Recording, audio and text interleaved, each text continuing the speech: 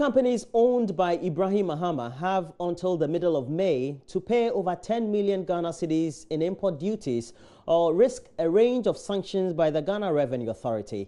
The ultimatum from the GRA is the latest in the saga of the tax obligations of the former president's brother, which has had him being hauled before the Economic and Organized Crimes Office.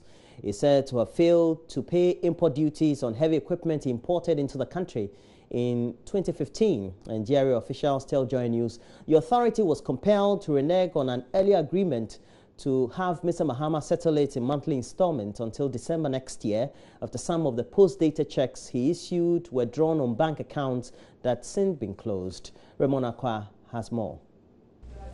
A heavy-duty equipment dealer, MBG Limited, and Holman Brothers, both owned by Ibrahim Mahama, brother of the former president, John Mahama, owed the GRA colossal amounts of money in import duties. According to the GRA Assistant Commissioner for Communication, Robert Mensah, MBG Limited owed 13.15 million cedis in duties as of December 2016, which was supposed to have been paid up by November 2015. The other company, Holman Brothers, owed as of December 2015 an amount of 3.71 million cedis. Realizing that getting the two companies to settle their outstanding debt was becoming a problem, the GRA, the Assistant Commissioner said, entered into a settlement arrangement with the companies. Under the arrangement, MBG Limited was supposed to make a monthly payment of 800,000 cedis from December 2016 to December 2017. The second company, Mr. Mensah said, was also to pay 192,000 cedis monthly for 13 months to clear its indebtedness. But the two companies defaulted, compelling the GRA to scrap the arrangement and demand full settlement of the indebtedness with interest, which has been outstanding since 2015. Ibrahim Mahama now has 2 weeks to settle this debt or risk the auctioning of the imports to defray the debt. We are having reneged on at least 2 occasions. We want to go into that. We need a revenue. Okay. So we will have to now go into other instruments or controls within our system. One, to detain the goods involved. But the goods are in his possession, not in your possession. Oh, we can go after the goods anywhere they are. The other, you can track them. We can track them. The other, fortunately, these are not goods that you can easily whisk away to another place. Anti-graft agency, the Economic and Organized Crime Office, last week interrogated Mr. Mahama over dirt checks issued for the payment of import duties to GRA. The GRA Assistant Commissioner for Communications says he couldn't comment on Iyoko's investigation since the authority did not instigate them. He, however, confirmed that checks issued to GRA as part of payment for the company's debt were returned. I can confirm that number of 44 checks. How many do you know as GRA? I can't give you that figure. I don't have that information on hand. Okay, so if it's unclear the number of checks issued, what was the response from these banks when the checks were sent to the banks? No, we present it, so they will turn to us that these your checks were not honored. Was it because there were no monies in the account or the accounts were non-existent? In fact, they brought them back with a note or an advice that those accounts have been closed. So you issued checks to accounts which were closed? Exactly. There are media reports the former head of the GRA, Mr. George Blankson, was invited Monday morning by Iyoko to assist in investigations into the issue of the dirt checks. The Forestry Commission says the interference of some chiefs is drawing back the fight against illegal mining or galamsey. Government has since intensified a clampdown on illegal mining operators. Regional Assistant Manager of the Commission, Isaac Noboleshen, says interference from chiefs and opinion leaders must be addressed. He has been speaking with Love FM's David Akwete. It's about 2 days ago, we received a report from one of our officers that they had a delegation of chiefs and some opinion leaders from a certain community coming to him because they've heard that they are preparing to come and raid individuals who are carrying out illegal activity or illegal mining in their area, But the officer stood his grounds and then went and carried out the operation, and he was able to arrest some people, and they are in court right now. You know, if opinion leaders, if elders in society would not interrupt our activities, they will not come and intervene when we are dealing with these people, I believe we can. Mr. Shen praised the Chief Justice for establishing 14 more courts to deal with the menace. The ordinary courts or other courts where all manner of cases are held, causing delays in some of our mining cases, you know. It kind of discourages us, because by the time that the case would be called, the officer who is in charge might be engaged with something somewhere. So if there are courts dedicated for carrying out or trying illegal mining issues, I believe it would readily facilitate our efforts in trying to deal with this menace. If even for a period, I believe it would help, because the little assistance that we've got from some courts, it's made a lot of impact. We take you to the Volta region, where residents of Ziavi-Lume, a farming community in the whole municipality, are unhappy about the deplorable state of access road leading to the community. Though the 17.5-kilometer Ziavi and Fueta feeder road was awarded for construction, very little progress has since been made on the stretch. The residents lament the slow pace of construction work, which has since worsened their traveling woes, and also appeal to government to ensure its timely completion to facilitate agribusiness in the area. We bring a report by Fred Kwame-Asari. Ziavi-Lume, located about 2.5 kilometers away from the Volta Regional Hospital, Ho is a food basket in the municipality, feeding the whole central market directly. However, the route on which foodstuffs are transported to the market center is in a deplorable state. Due to the dusty, bumpy, and pothole-ridden nature of the road, commercial vehicles are unwilling to ply the route or charge exorbitant fares when they do. The road was awarded for construction in August 2016 to NATO Builders Limited with funding from the Road Fund, but work has not progressed. At a fundraising thereby towards the completion of an information communication technology center for the community basic school, Dufia of Ziavi-Lume, Togbe Ajakojo, appealed to the whole municipal assembly and the NPP government to ensure contractors speed up work on the project. Calvet, owa elekwa afi calvet, be watu calvet dikela ezwaba. Kana chija vifilala, eburekemega vazi avinu. The contractor hasn't made any significant progress since he commenced construction work on the road. Some culverts were constructed, but it is taking forever for the contractor to fill it. Due to this, commercial vehicles have refused to travel the stretch, especially when it rains, with the excuse that the road gets muddy and becomes almost trouble. We are pleading with the government to see to an early completion work on the road.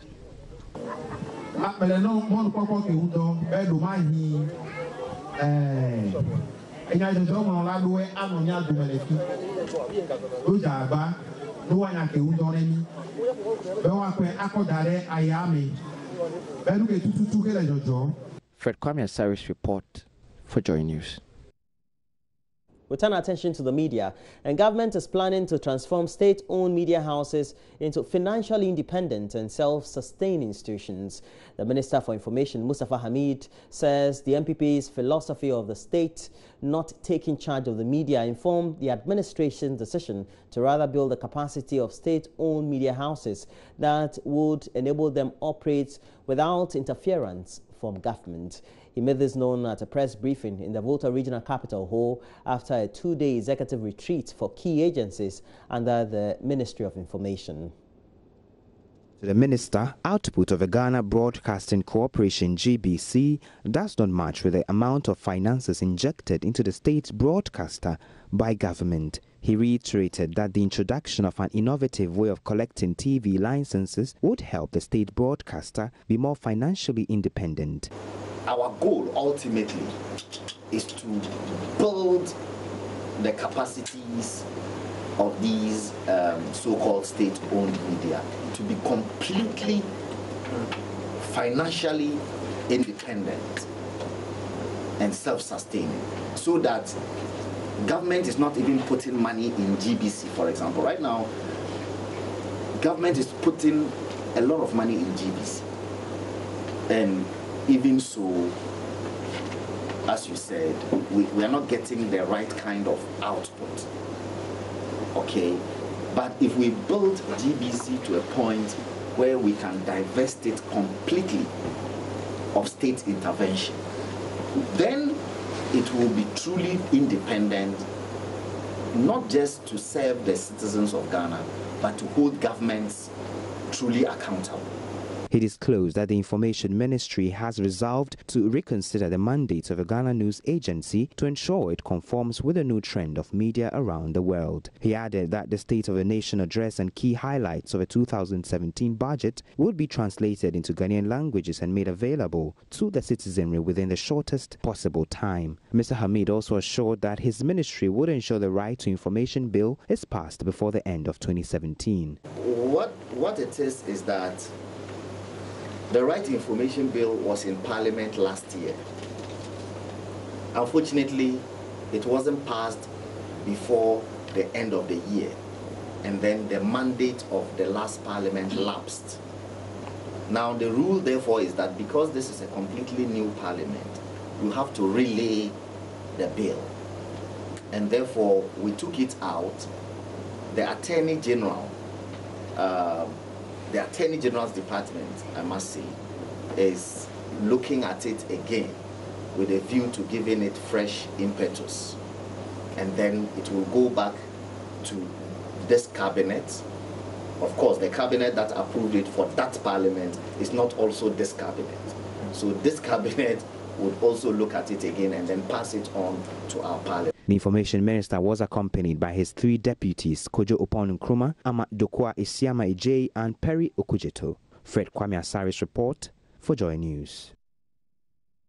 Back in Accra, the capital is currently struggling with waste management of the city's waste, open defecation and dumping of fecal matter directly into the sea, despite the establishment of a new liquid waste treatment plant.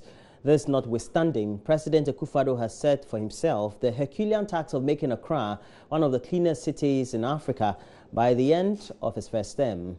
So just how bad is the situation at the moment and what work will this entail? Maxwell Akbagba has more.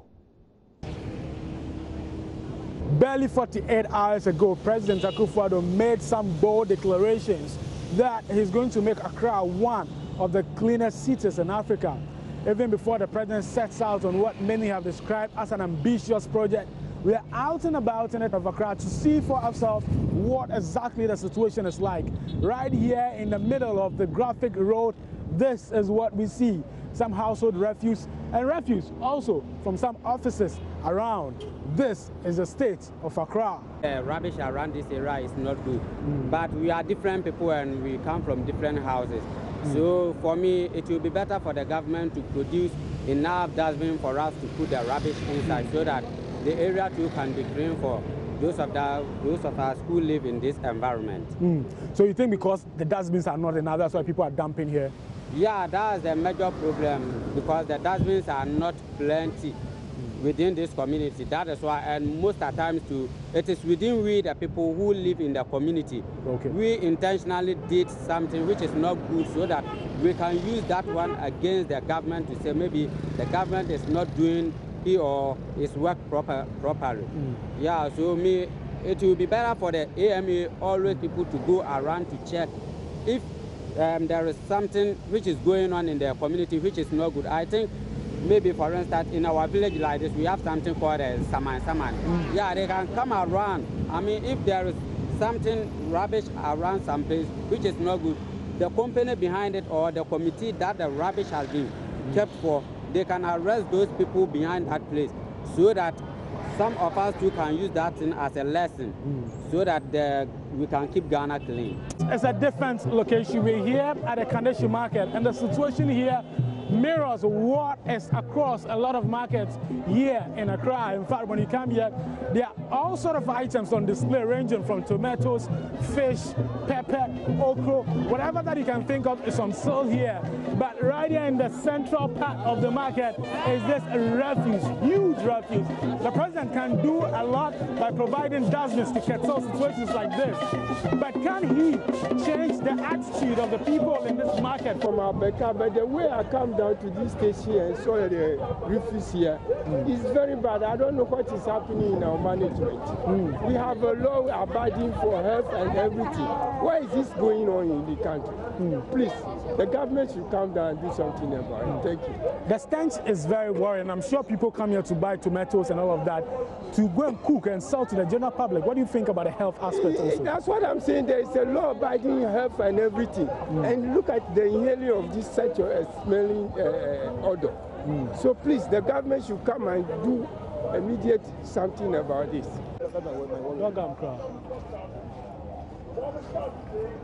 And just like Maswala Gbagba is saying, you just have to go to some markets in Accra, and they are noted for generating huge pile of waste. And Maswala Gbagba has also been speaking to the managing director of the Accra Markets Limited.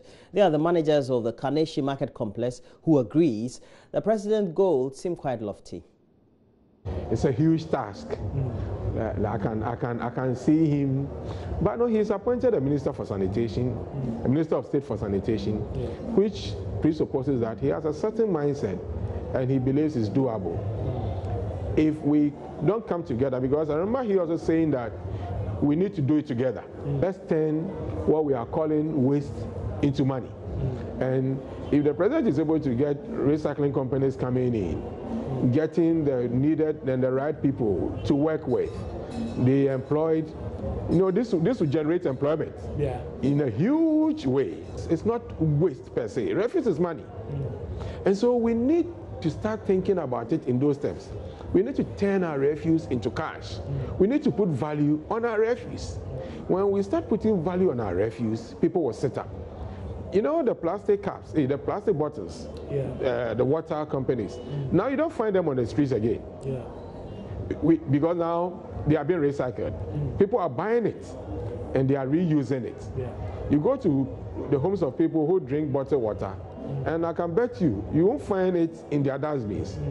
They box them and they resell them.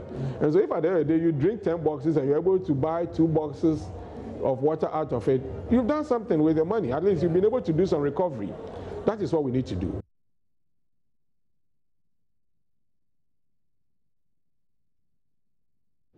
Well, good talk. Waste to cash. I guess that should be the way the policy needs to be implemented and the way our psyche needs to be managed as far as waste generation and management is concerned. But again, remember, today is World Malaria Day, and we're focusing on the disease not only in Ghana but also across the tropical world, where we know that every year today is marked as World Malaria Day. The day is to educate on the effects of malaria and how far the fight against the disease has gone. And so we'll be having officials, or an expert in water and sanitation in the studio. But somewhere in the Upper West region, that is the chief of Katue farming community in the Kasina Nankana West District, has set up a task force charged just with the responsibility of sensitizing community members to put up latrines in their homes. And so we're going to have a conversation with our water and sanitation expert, Emmanuel Adai, who will be in the studio very soon.